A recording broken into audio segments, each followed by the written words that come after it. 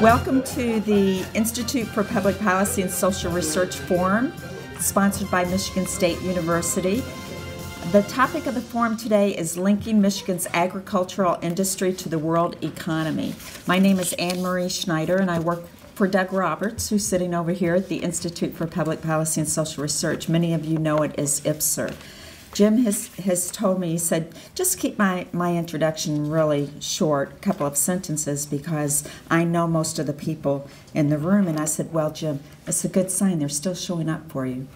So I'm going to make this really short and sweet because we have a lot to talk with you about. We generally have 3 or 4 speakers. We have 2 speakers today who know a whole lot about what's going on in Michigan's agriculture, and as well as the world picture on agriculture. Just like any industry, we've had to repurpose over the years, and we've gotten to a really exciting point.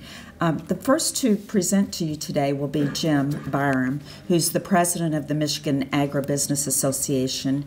And as you probably know, many of you know that he has spent pretty much his entire life in the field of agriculture. So he has a broad knowledge of the various different sectors that are involved in agriculture. He's served on the Michigan Commission of Agriculture, Renewable Fuels Commission, the Food Policy Council, the Climate Action Council, the Fertilizer Institute. So lots of different perspectives he's been a witness to and has thoughts on. He still lives in the home where his grandfather was born, and still is involved in the family farm, the 4th generation of Byrams to be a part of that farm. So that's saying a whole lot about commitment. A loyal commitment person will be our first speaker, Jim Byram. And then following Jim will be Ajit Srivastava. Ajit is a professor and chairperson with the Department of Biosystems Agricultural Engineering at Michigan State University. And he has spent some time in a few different universities, Rutgers University, Ohio State University, Cornell University, before joining MSU. So he has quite a strong track record in agriculture, yes, and engineering as well. So he has been instrumental in bringing those 2 sectors together. He has served in critical leadership roles on multiple task forces that are guiding the future of MSU's College of Agricultural and Natural Resources, and I might say even guiding where the world is going as far as agriculture and how we're trying to solve the hunger problem. So it's a privilege to have Ajit with us. One of those multiple task forces that he has served on before, he's going to be talking about today, which is new and innovative, just a real asset to the community, the state, and the entire region. So let's start there.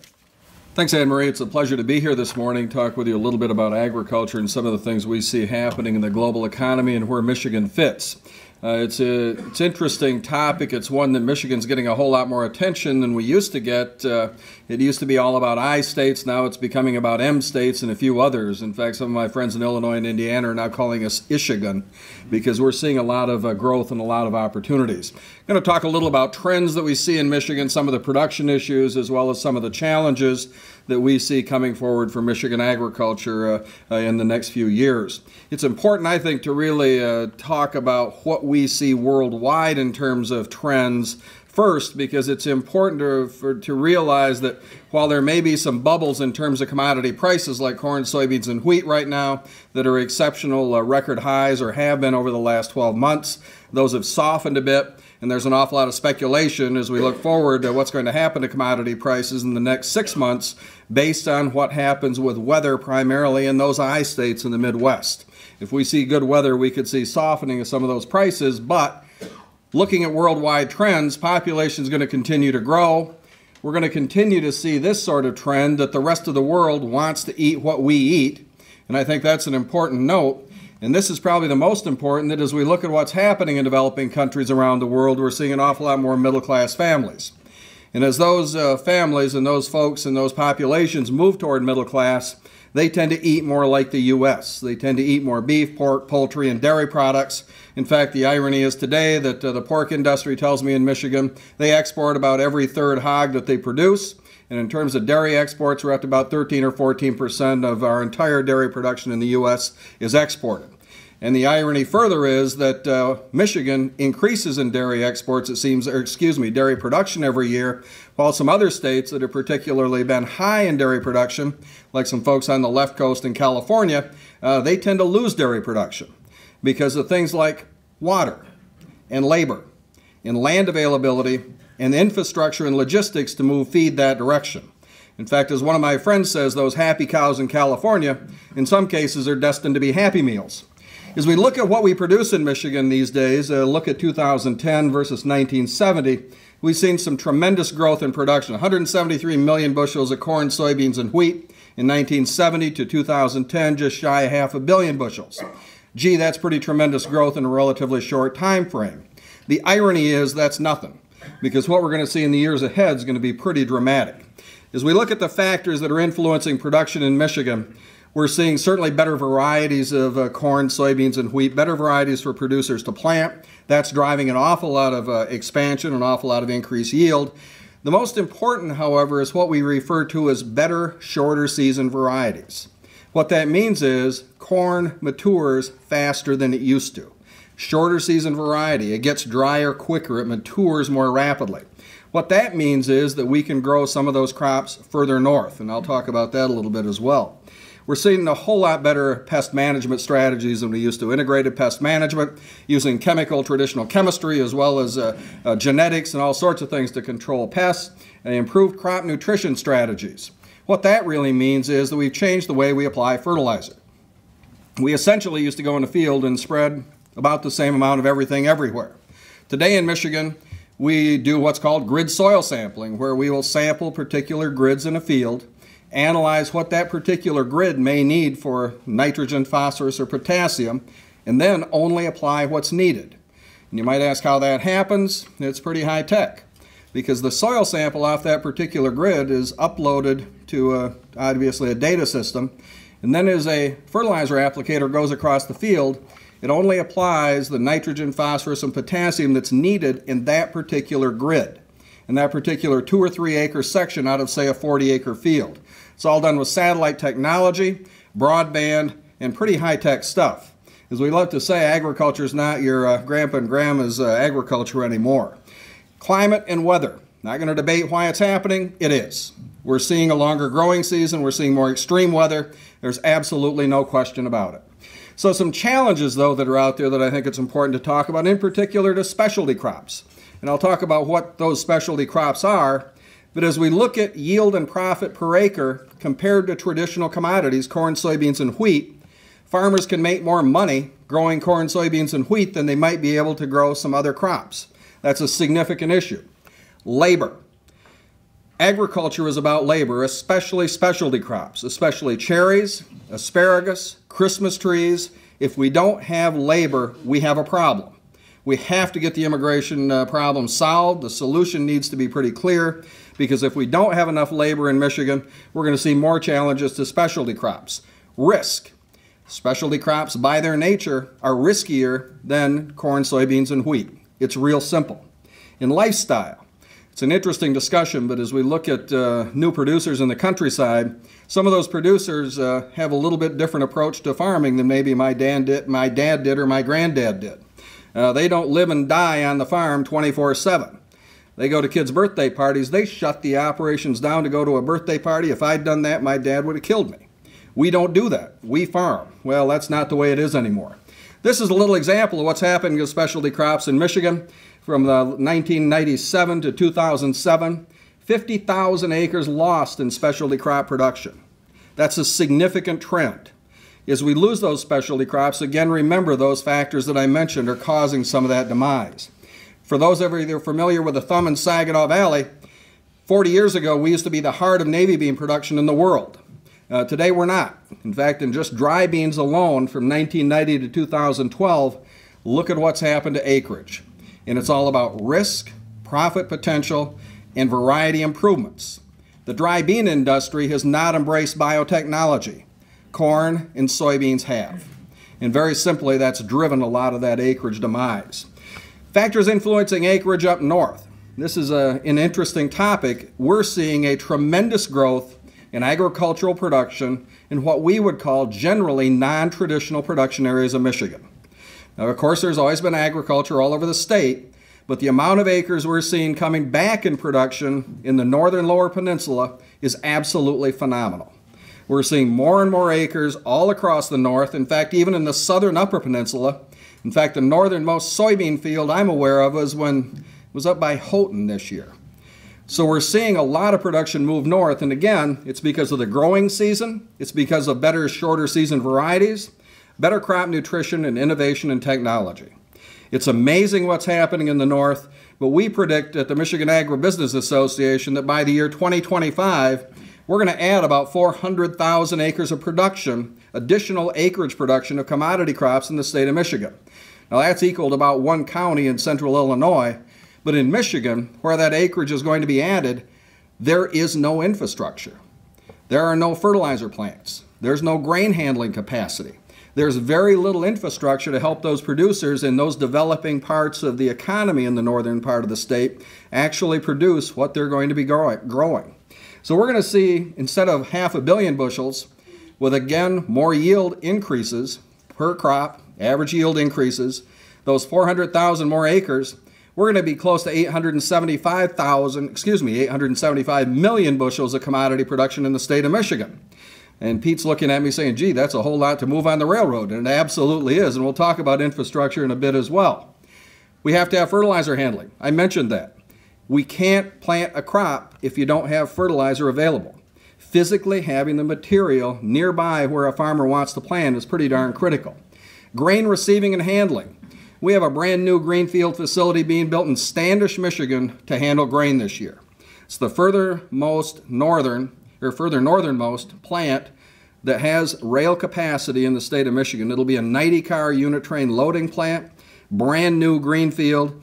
In fact, the irony is across the state of Michigan, we have 6 greenfield plants for agronomy, fertilizer, and grain being built this year. Last year, our industry spent about $500 million looking at infrastructure improvements, whether it's facility, improvements, expansion, or transportation. This year, we've already identified $125 million in, March? It's amazing what's being spent in this industry. Transportation needs we can't stress enough. Markets are determined by logistics and transportation. And there's several things that we look at. Rail, water, roads, of course, but utilities. One of the ironies is where many of these plants are being built tends to be at the end of the line, if you will, of utilities. So there's gas availability challenges. There's electricity availability challenges. Some of our members have had to write big checks, $500,000 or more, to get some of the utilities at these plants they need. Broadband. Awful lot of time and discussion spent on hardwire broadband. Our industry operates on wireless.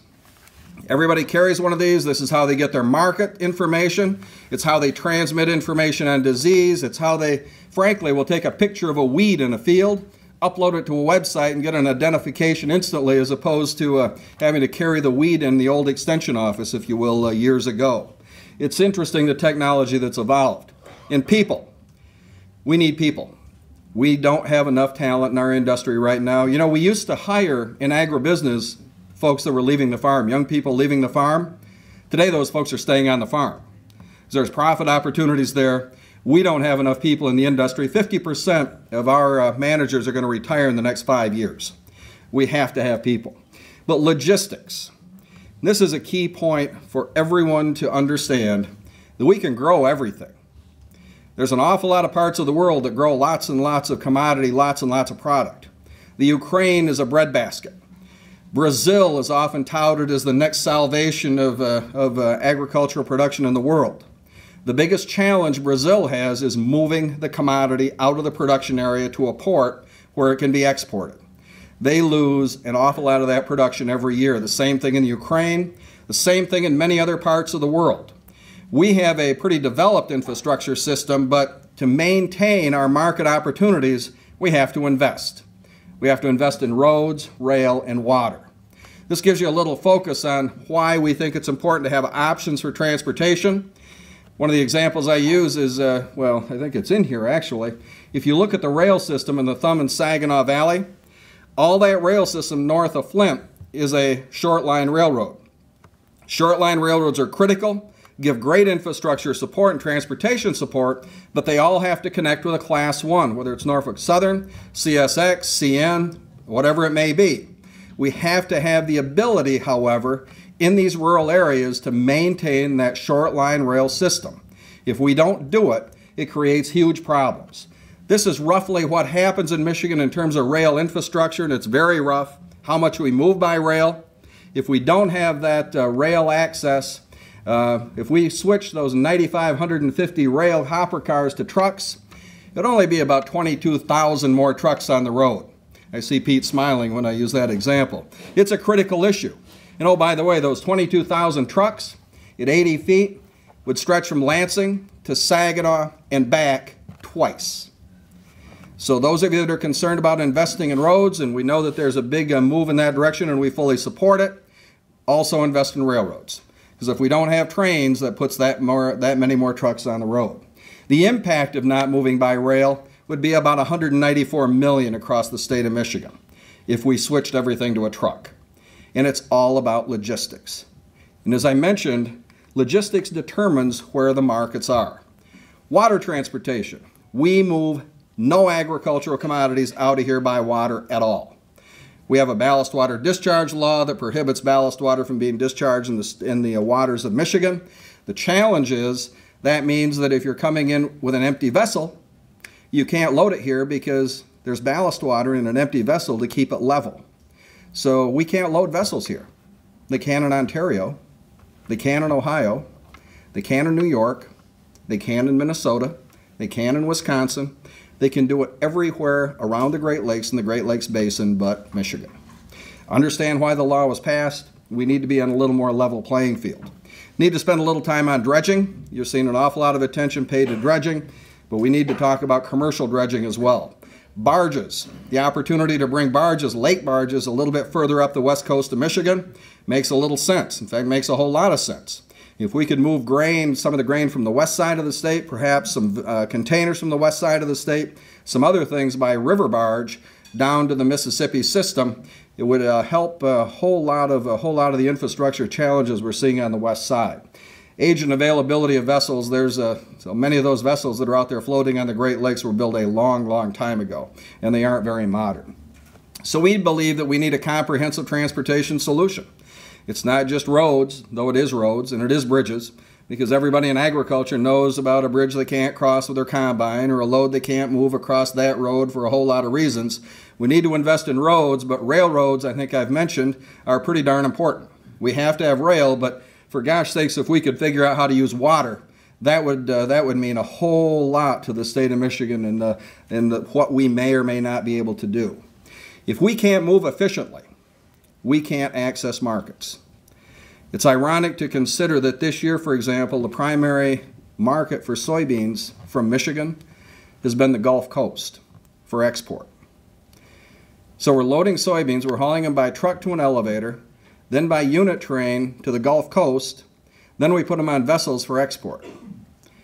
And there's more ports around the state of Michigan than any other state in the Union. Seems to me that there ought to be a way to move some of that by water. And oh, by the way, the first soybean vessel loaded in Ohio this year was primarily loaded with Michigan soybeans because we harvested before Ohio did because of the drought. Seems like there's some things we ought to be thinking about there. If we don't look at logistics, as I say, as the lifeline for agriculture, we're not paying attention. Currently, if we export commodities, well, specialty crops, if you will, most of them move by containers. You've seen them on the road, 20-foot containers on the back of a truck. Those 20-foot containers either are coming from the Detroit area to a local origination point, then they're trucked back either to Detroit or trucked all the way to Montreal to be loaded on a container vessel. And then on the other side of the state, they'll come out of Chicago, then are trucked back to Chicago to be put on a train to be hauled to the coast, to the West Coast primarily. It seems that there's a whole lot of things that we might be able to do to shorten that turn or deal with some of those challenges. In fact, in Michigan, one of the first things we've seen happen, one of the real innovative things we've seen happen, is that Standish plant I mentioned that's being built that'll load a 90-car unit train. A negotiated agreement with CSX Railroad that they're going to allow power to stay on the train. What that means is the CSX locomotives stay on the train all the way to Standish. They just change crews for the short line crew to run the train, get to Standish. They have a certain amount of days to turn it around and move it back.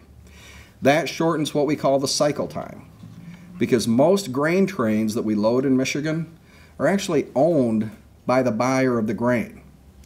So if we can't have a good cycle time on those unit trains out of here, we're going to lose the markets, because they'll go someplace where they can turn them faster. It's a real issue. But as we look at logistics and look at how we move things, we have to figure out how to do it better. We have to figure out how to do it more efficiently, because just in time isn't just a manufacturing term, it's actually an agricultural term as well.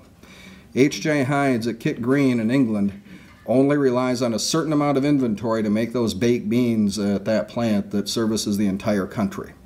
They rely on those shipments being on time, every time, to make sure they keep their plant running.